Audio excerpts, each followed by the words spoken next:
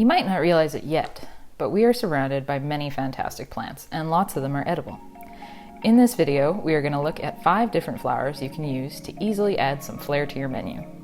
Then we'll do a fun project together that will impress all your friends.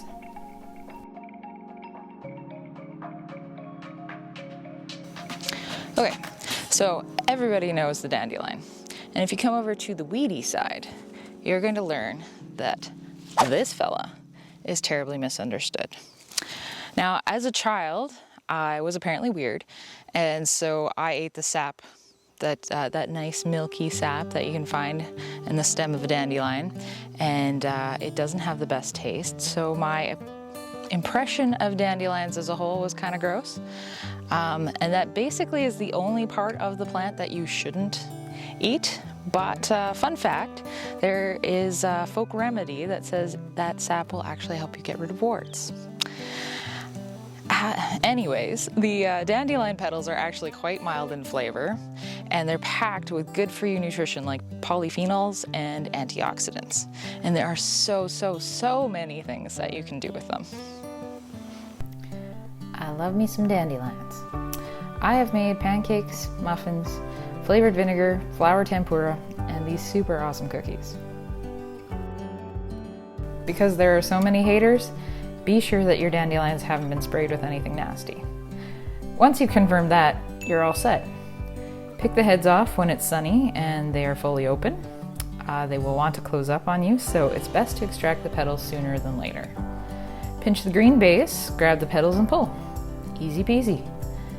You might get a few bits of green here and there, but it's not something you really need to worry about, and you can keep them in the fridge like this for a while you pick out your favorite recipe.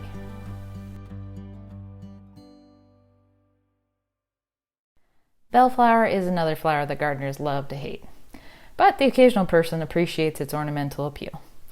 The plant does spread aggressively, so people are unlikely to complain if you ask to snack on it. But again, be sure that your pickings are from a chemical-free zone.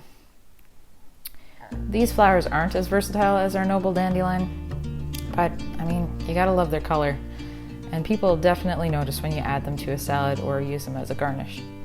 Keep them overnight in the fridge if you want to have them handy for the next day.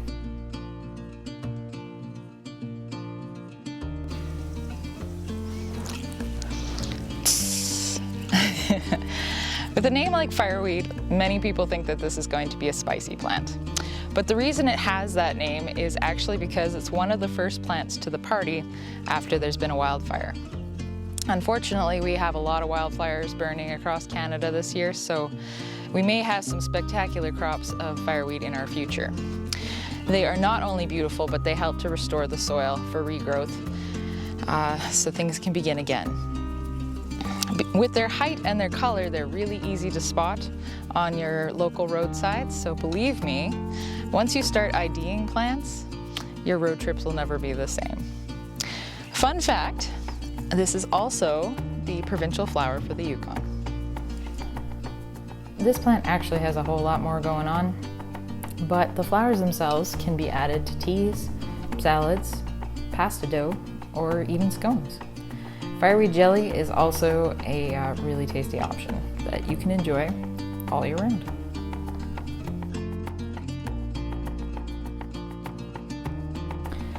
They call it red clover, but it comes in shades of pink. This confuses my brain. But the globe-shaped blossoms still make it to this list of edible flowers. Red clover has an impressive nutritional profile and is often used for a wide number of medicinal purposes, which we won't get into here. Bees love it, and it's part of many bee-friendly mixes or lawn alternatives. And I need to work on my vocab for tasting wild foods, but the books tell me that these flowers are sweet, vanilla-like, and slightly nutty. They can be used fresh or dried, and you can even grind them up to make flour. Substitute up to 1/4 of your regular flour to add flavor, nutrition, and a little extra fun. Clover is also great in iced teas, fritters, and biscuits. Most people think of clover as a lucky plant, especially if you can find the 4-leaf variety. They say that if you wear clover over your right breast, you'll have success in new endeavors. You know, this channel's kind of a new endeavor, and then maybe I better put that right there.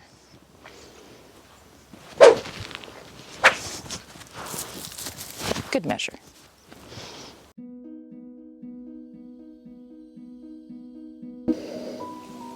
Oh, hey. If I had smell-o-vision, I would totally share this with you. All roses are actually edible, doesn't matter what type they are, but the wild ones, they smell extra yummy. If you are going to pick wild roses, or any roses, you would typically only pick 3 or 4 petals. You try to leave 1 or 2 over, and normally I don't encourage sloppy work, but in this case, if you leave a petal or 2, then the pollinators can find it, and your reward, if you choose to accept it, is more edibles, in this case, rose hips. Roses feature in a number of Middle Eastern drinks and desserts.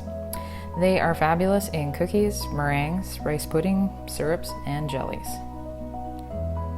And if you dry them and keep them in an airtight container, you can sniff that goodness anytime you need it.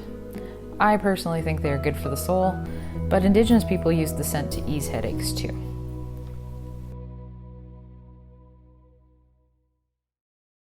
Project time! All of these flowers can be easily tossed into salads or used as a pretty garnish. But this is another super simple way to spiff up a drink and impress your friends. Place the flowers into the ice cube trays. Boil your water. The reason that we boil this is to give you clearer ice cubes for optimum flair, but let it cool down before the next step, otherwise your flowers will probably not appreciate the hot bath.